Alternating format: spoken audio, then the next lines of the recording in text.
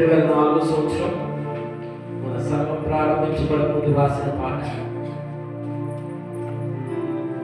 దేవుని రాజ్యానికి వచ్చి అక్కడ ఎలాంటి బాధ లేవు, ఆ సంతోషతరం.